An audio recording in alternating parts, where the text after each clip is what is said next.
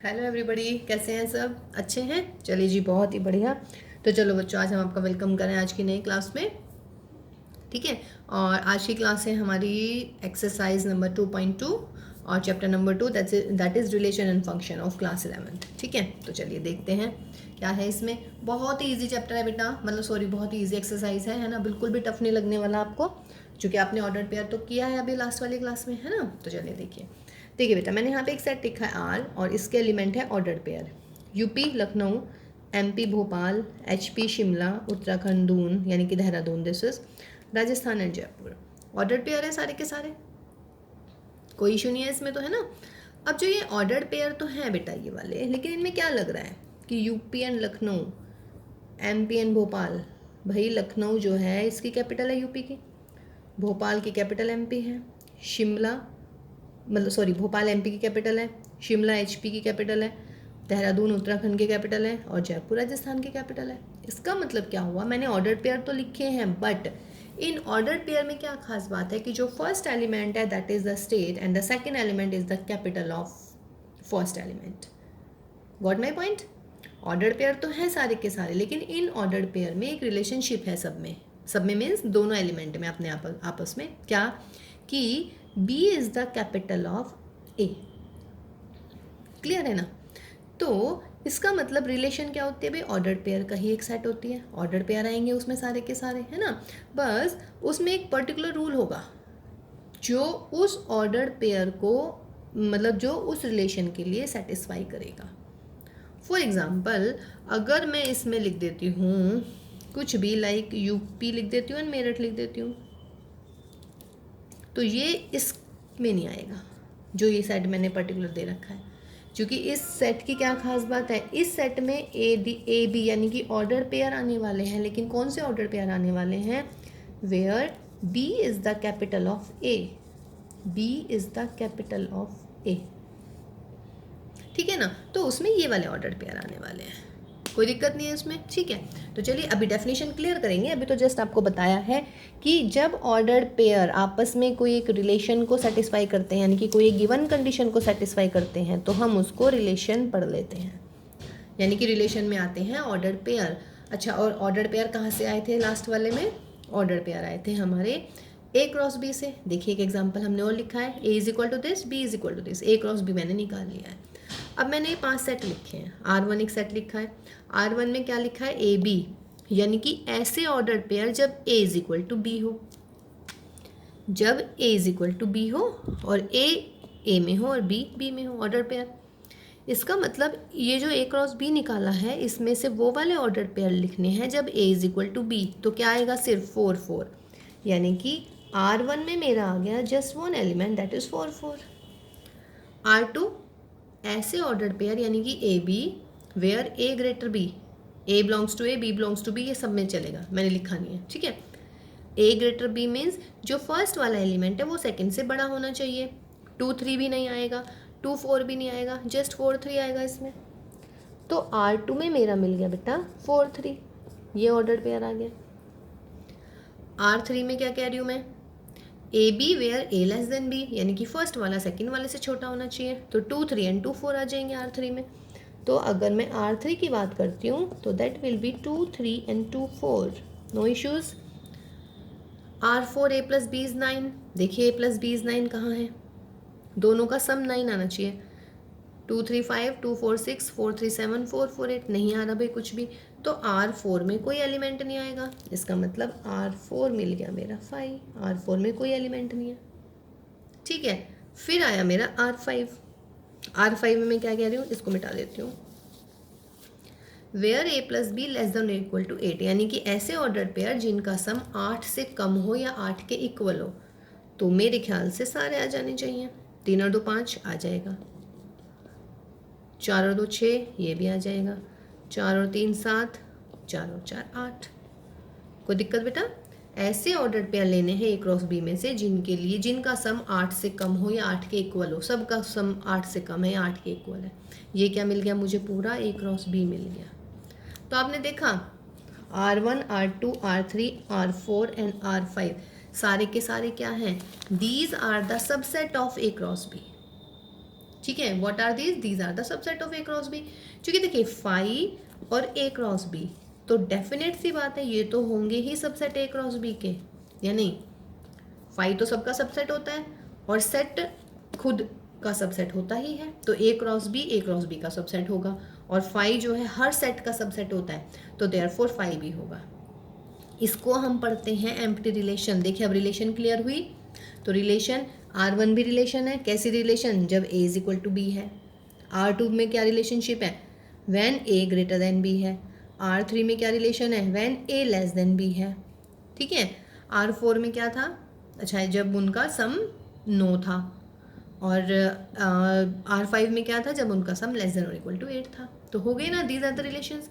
ये जो इनके एलिमेंट है ये कहाँ से लिए हैं हमने? A क्रॉस B में से। तो इसका मतलब क्या हुआ? इसका मतलब ये हुआ बच्चों की रिलेशन जो होती हैं वो A क्रॉस B का सबसेट होती हैं। मीन्स रिलेशन जिस सेट के ऊपर डिफाइन होती है ना, उसका जो कार्टेशियन प्रोडक्ट होगा उसके जो सबसेट होते हैं वो रिलेशंस होती हैं।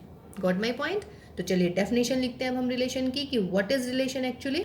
देखो बेटा, अगर ए नॉन एम्प्टी सेट है, बी भी कोई नॉन एम्प्टी सेट है, then a relation R from A to B, हम इसको पढ़ते हैं। Then we can define a relation R from A to B such that R is equal to A B, यानी कि R के order pair होंगे, R में order pair निकलेंगे। कैसे ऑर्डर पेयर? वही सिंपल, ए में होना चाहिए और बी में होना चाहिए। इसका मतलब R is a subset of A cross B. A cross B के सबसेट जो होंगे वो रिलेशंस होती हैं। ठीक है।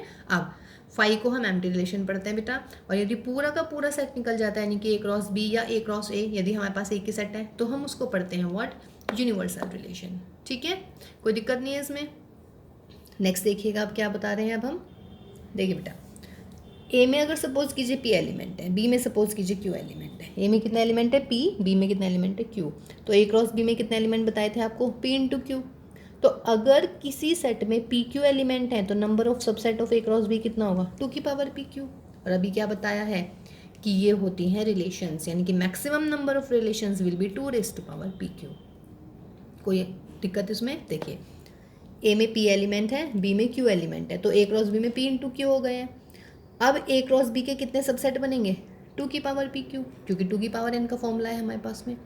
अब हमने क्या बताया आपको कि ए क्रॉस बी के जो सबसेट होते हैं उन्हें ही हम रिलेशन कहते हैं। तो इसका मतलब है मैक्सिमम नंबर ऑफ रिलेशंस कितनी बनेंगी किसी सेट में, मतलब किसी मीन्स ए क्रॉस बी में 2 की पावर पी क्यू। ठीक है।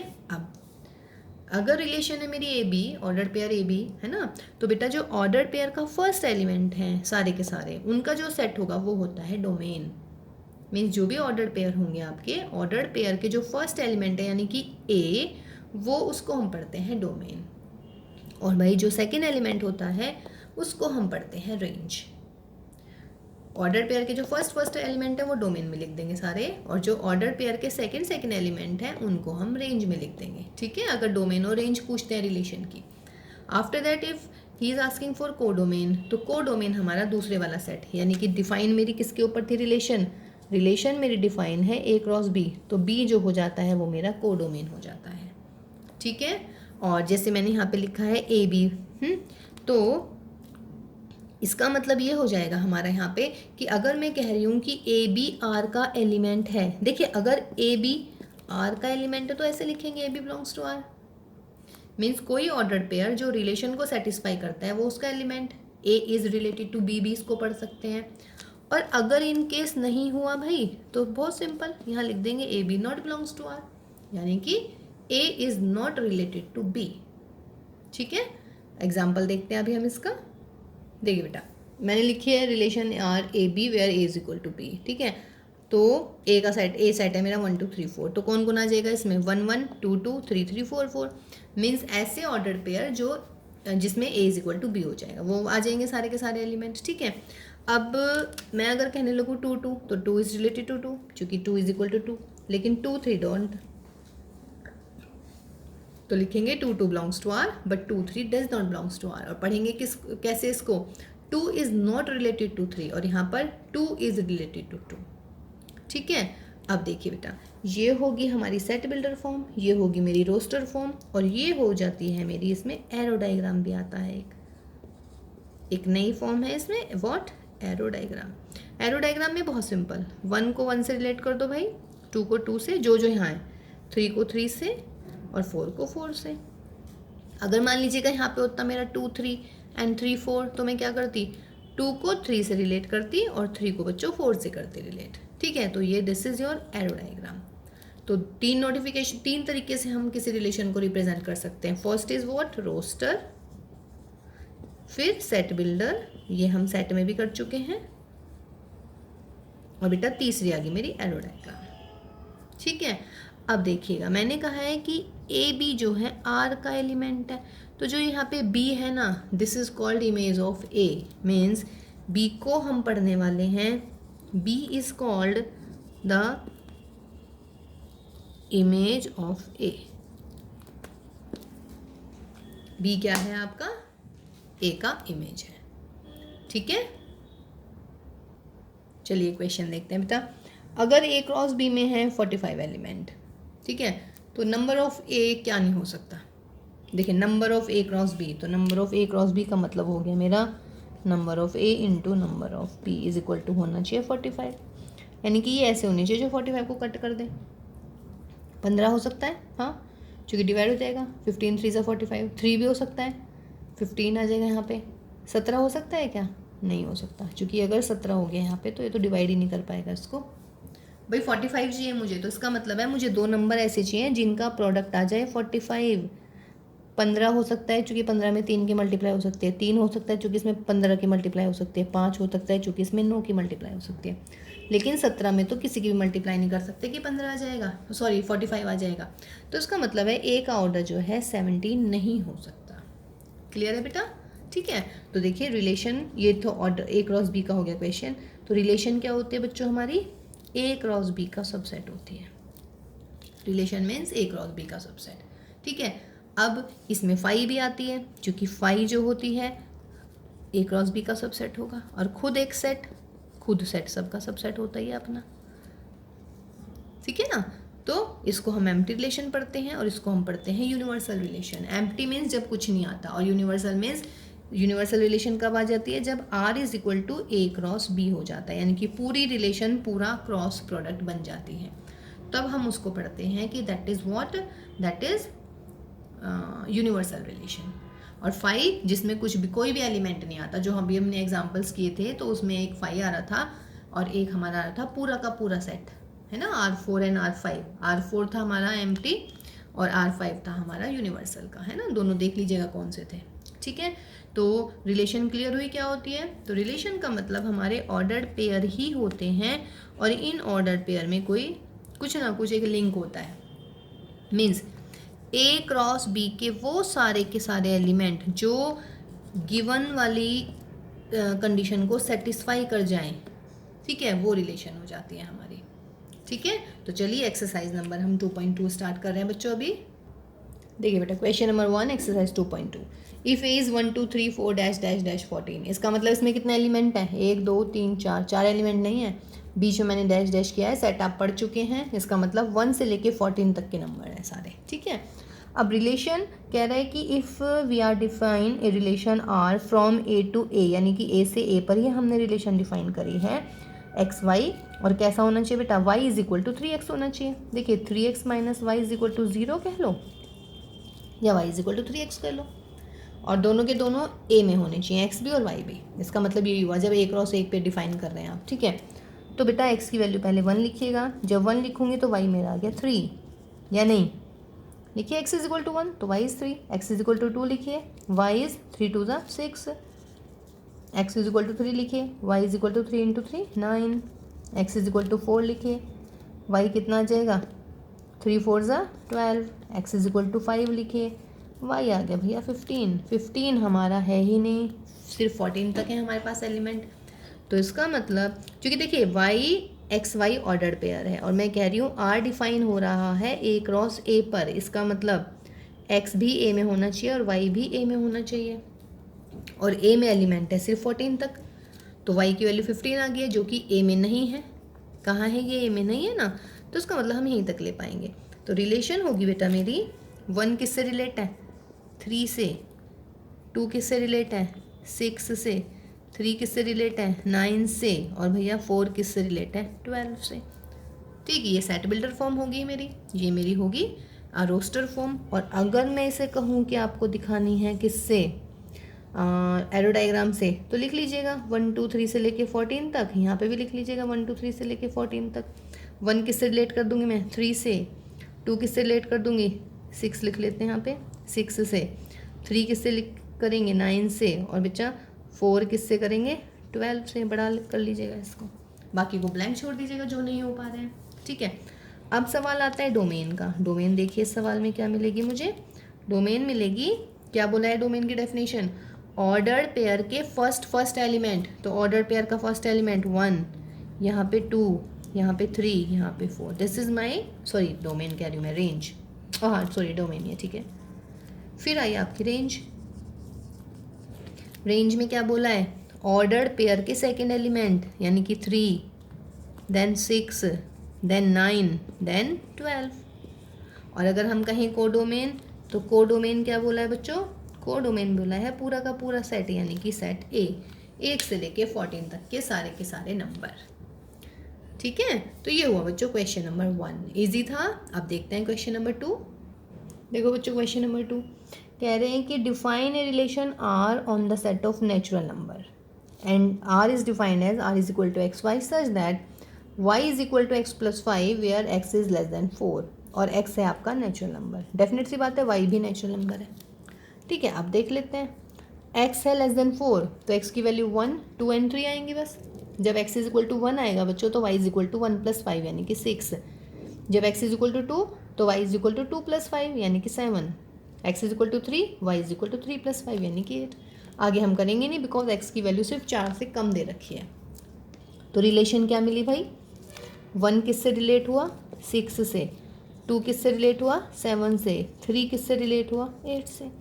अब अगर मैं कहने लगूँ डोमेन बोलिए सेट की first element of the order pair, ये है ऑर्डर पेयर, इनका फर्स्ट एलिमेंट 1, यहाँ पर 2, यहाँ पर 3। रेंज बोलिए, रेंज क्या होने वाली है, सेकेंड एलिमेंट, यानी कि 6 7 8। ठीक है ना। और अगर मैं कोडोमेन की बात करूँ, तो कोडोमेन क्या हो जाएगा, कौन से सेट पर डिफाइन है हमारा, नेचुरल नंबर पर, तो पूरा का पूरा नेचुरल नंबर हमारा बन जाएगा कोडोमेन। और अगर हम कहें इसको कि ऐसे बनाइएगा,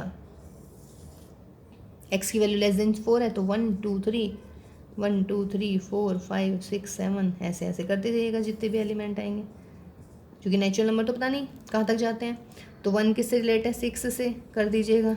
2 किससे रिलेट हो जाएगा मेरा, 7 से। और 3 किससे रिलेट है, 8 से। बाकी को ब्लैंक छोड़ दीजिएगा।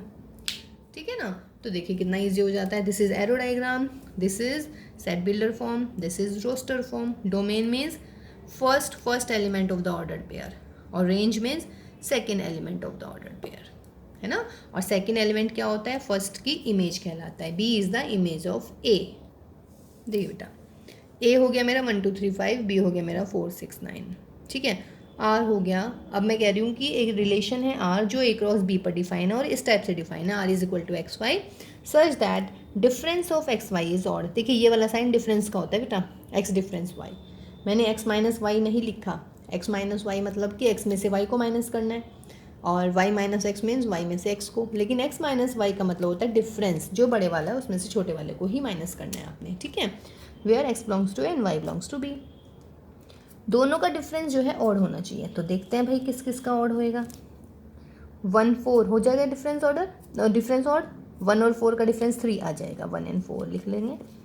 1 एंड 6 का डिफरेंस 5 आ गया, बिल्कुल सही है, ऑड है। 1 एंड 9 का डिफरेंस 8, ऑड तो नहीं है, नहीं आ पाएगा, छोड़ दीजिएगा। 2 के साथ आइए, 2 4 नहीं, डिफरेंस 2 है, नो।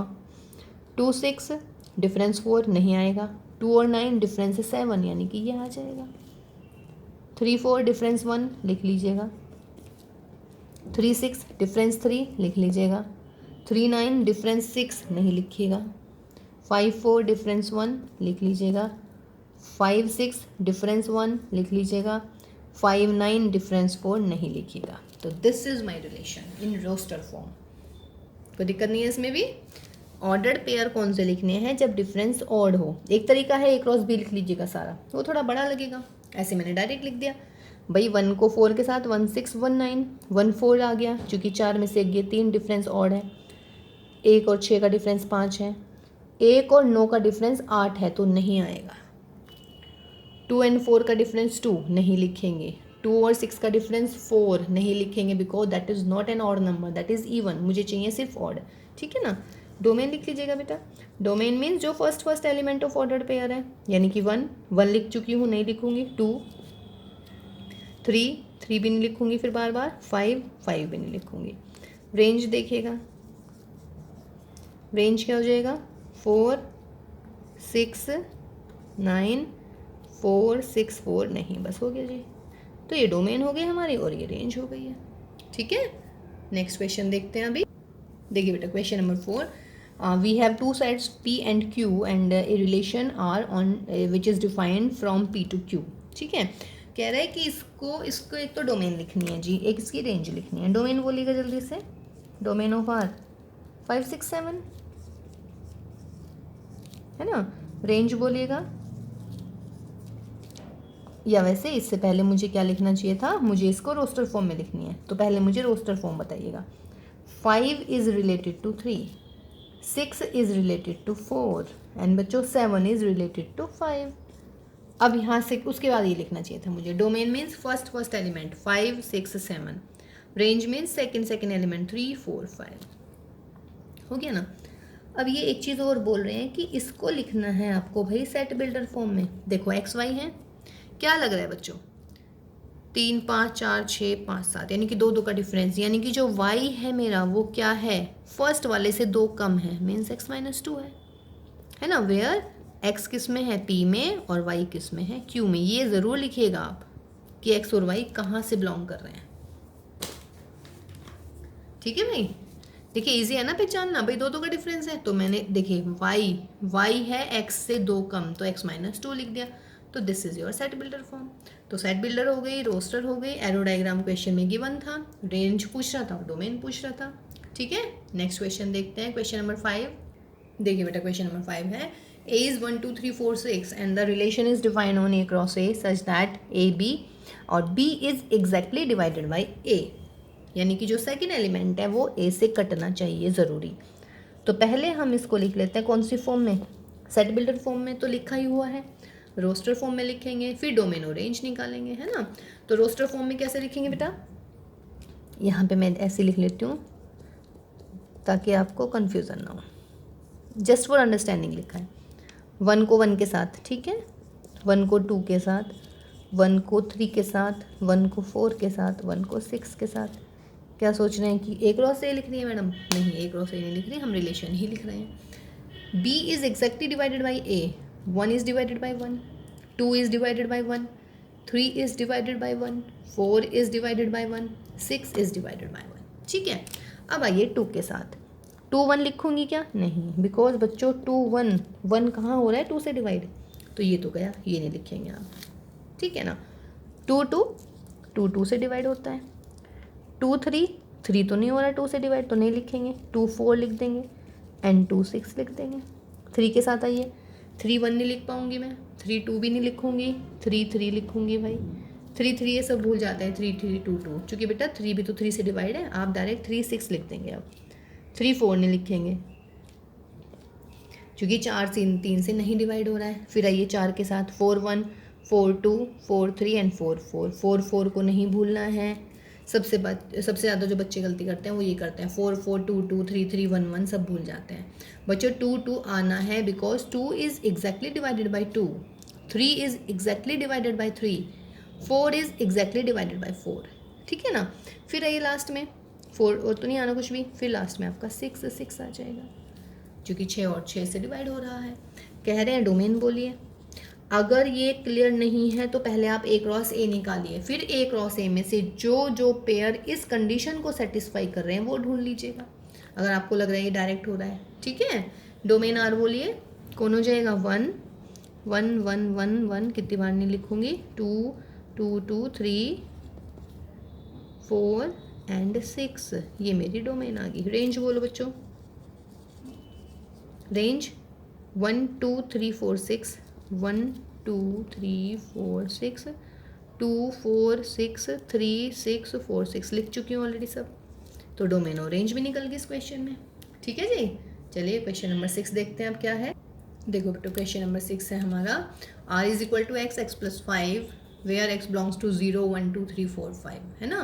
तो आप x की जगह पहले 0 लिख लीजिएगा। तो जब मैं 0 लिखूंगी x की जगह तो क्या आ जाएगा सेकेंड एलिमेंट 0 प्लस 5 यानी कि 5। फिर x की जगह 1 लिखिएगा तो क्या आ जाएगा दूसरा एलिमेंट x की जगह तो 1 और 1 प्लस 5 6। फिर x की जगह 2 लिखिएगा तो यहाँ पर 2 और 2 प्लस 5 कितना हुआ भाई 7। 3 लिखूंगी 3 प्लस 5 इज़ 8। 4 लिखूंगी 4 प्लस 5 इज़ 9। 5 लिखूंगी 5 प्लस 5 इज़ 10। तो ये आ गया मेरा रिलेशन आर। ठीक है, पूछ रहा है डोमेन। डोमेन बोल दीजिएगा इसकी जल्दी से क्या हो जाएगी। Domain will be first element 0 1 2 3 4 and 5। Range बोलिएगा, रेंज सेकेंड एलिमेंट 5 6 7 8 9 10। आ गया डोमेन और रेंज। ठीक है, देखिए एक तो ये दे दिया इस टाइप से। इस सवाल को मैं ऐसे भी लिख सकती थी r is equal to x y such that y is equal to x plus 5 where x belongs to what 0 1 2 3 4 and 5। सही भैया, दोनों में से कोई सा भी दे सकता था। तो आपने क्या किया बच्चों, x की वैल्यू लिखते चले गए। 0 तो 0 plus 5 5, 1 1 plus 5 6, 2 2 plus 7 2 plus 5 7, 3 3 plus 5 8, 4 4 plus 5 9, फिर लास्ट क्या है 5 तो 5 प्लस 5। ध्यान से देखनी है वैल्यूज़। कभी ऐसे भी लिखा होता है एक्स लेस देन 10, आप 10 भी ले लेते हैं। 10 कब लेंगे भैया, जब लिखा होगा इक्वल लिखा होगा तो हम 10 लेते हैं। इक्वल नहीं लिखा तो आप 10 नहीं लेंगे। ठीक है, ये छोटी छोटी चीज़ें होती हैं जो आपके आंसर को गलत कर देती हैं। तो मिसरीड नहीं कीजिएगा, बिल्कुल ध्यान से करेंगे। ठीक है, क्वेश्चन नंबर 7 देखते हैं अभी। देखो बेटा क्वेश्चन नंबर 7 या क्वेश्चन नंबर 8 देखते हैं पहले। ए है मेरा एक्स वाई जेड यानी कि नंबर ऑफ ए कितने हो गए भाई 3। बी है मेरा 1 2 तो नंबर ऑफ बी कितने हो गए 2। तो number of A cross B कितने हो गए भाई, number of A into this यानी कि 3 2 6 हो गए। तो ए क्रॉस बी के सबसेट कितने बनेंगे 2 की पावर 6 और सबसेट का मतलब नंबर ऑफ रिलेशन। फॉर्मूला भी आप याद रख सकते हैं डायरेक्ट। तो कितना आएगा आंसर 2 की पावर 6। ठीक है ना, because number of subsets of A cross B is equal to 2 की power 6। Therefore number of relations from A to B is equal to maximum number of relations will be 2 की power 6। ठीक है, अब question number 7 देखते हैं क्या है। Formula था क्वेश्चन नंबर 8 डायरेक्ट। कह रहे हैं कि x is prime when x is less then 10। तो x प्राइम है हमारा और 10 से कम है तो सबसे छोटा प्राइम 2 होता है। फिर क्या हो जाता है 3 हो जाएगा। फिर 4 तो होता नहीं है प्राइम, 5 6 नहीं होता प्राइम, 7 8 नहीं होगा, 9 नहीं होगा, बस 10 से कम लेने हैं हमें। तो जब x इज इक्वल टू 2 है तो मेरा रिलेशन क्या बनेगा बेटा 2 और 2 का क्यूब यानी कि 8। फिर लिखेंगे 3 का क्यूब यानी कि 27। फिर लिखेंगे 5 का क्यूब यानी कि 125। फिर लिखूंगी मैं 7 का क्यूब यानी कि 343। लीजिए जी, ये रिलेशन बन गई। What is the domain, domain बोलिए इस क्वेश्चन की।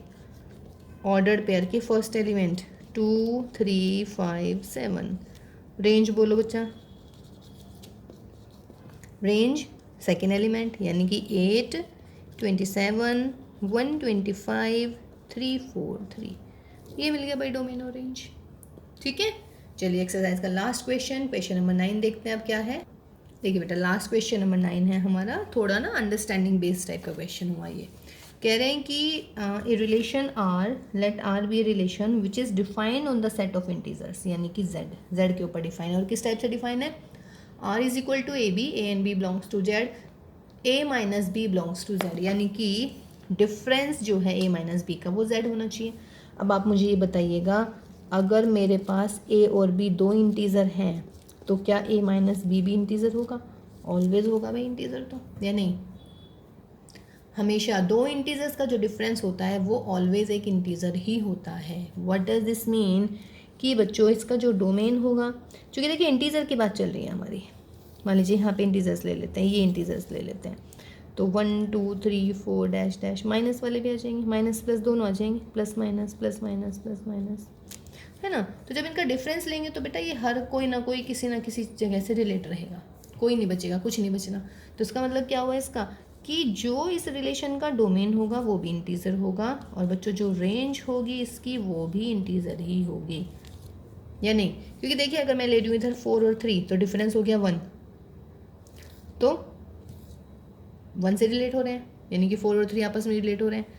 3 और 4 डिफरेंट क्या हो गया, अगर a माइनस बी निकालूंगी, 3 माइनस 4 निकालूंगी -1, -1 भी इंटीजर होता है, +1 भी इंटीजर होता है, ठीक है। तो ये जस्ट अंडरस्टैंडिंग या फिर थिंकिंग वाला क्वेश्चन हो गया है कि अगर a और b इंटीजर हैं तो a माइनस बी भी इंटीजर ही होगा। तो इसका मतलब है इसमें डोमेन भी z होगी और भाई रेंज भी इसमें z ही होगी। ओके, देखिए बेटा एक्सरसाइज खत्म हो गई है हमारी, है ना। तो चलिए एक लास्ट क्वेश्चन में बता देती हूँ आपको, थोड़ा सा मतलब कंफ्यूजिंग नहीं हो इसीलिए बताया जा रहा है। इफ़ ए इज़ दिस, यानी कि नंबर ऑफ ए हो गए हमारे कितने बच्चों, 3, ठीक है। अब मैं पूछ रही हूँ कि the maximum number of element n in any relation. देखिए सवाल ध्यान से सुन लीजिएगा, maximum number of element in any relation, maximum number of element means हो जाएगा 3 क्रॉस 3 यानी कि 9, ठीक है। कभी आप बहुत जल्दी से करें और सोचें कि ए क्रॉस ए में कितने एलिमेंट हो गए, भाई ए क्रॉस ए में हो गए 3 3 ज़ा 9 यानी कि 3 3 ज़ा 9 यानी कि 9 एलिमेंट। तो नंबर ऑफ सबसेट कितने बनेंगे, 2 की पावर 9, तो देयरफॉर नंबर ऑफ रिलेशंस ये होंगी। लेकिन सवाल ध्यान से पढ़िएगा, अगर मैक्सिमम नंबर ऑफ रिलेशन है तो answer is 2 raise to power 9, ठीक है। बट मैं ये नहीं पूछ रही कि मतलब इसमें कितनी रिलेशन बनेंगी। मेरा बहुत सिंपल सा क्वेश्चन है कि किसी भी रिलेशन में, देखिए 2 की पावर 9 रिलेशन बननी है, इस रिलेशन में मैक्सिमम एलिमेंट कितने हो सकते हैं, तो मैक्सिमम एलिमेंट होंगे मेरे कितने, 3 3 ज़ा 9, यानी कि 9 एलिमेंट मैक्सिमम हो सकते हैं किसी भी रिलेशन में इसमें, ठीक है। तो सवाल को मिसरीड नहीं कीजिएगा, मैं बार बार बोल रही हूँ आपसे, ठीक है बेटे। तो चलिए भाई मिलते हैं अपनी नेक्स्ट क्लास में, नेक्स्ट क्लास में हम फंक्शन करने वाले हैं, ठीक है।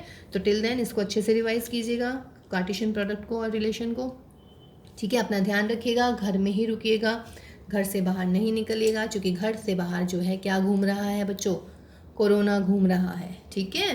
तो stay at home and stay safe. तो till then take care, bye bye.